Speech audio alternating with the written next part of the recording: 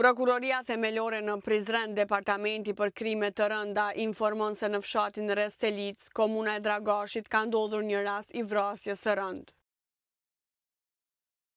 Bazuar në të dhënat fillestare të hetimit, dyshohet se rasti ka ndodhur brenda familjes. I dyshuari FB dyshohet se ka privuar nga jeta nënën e tij, TB, duke ushtruar dhunë fizike në shtëpinë e tyre në fshatin Restelic.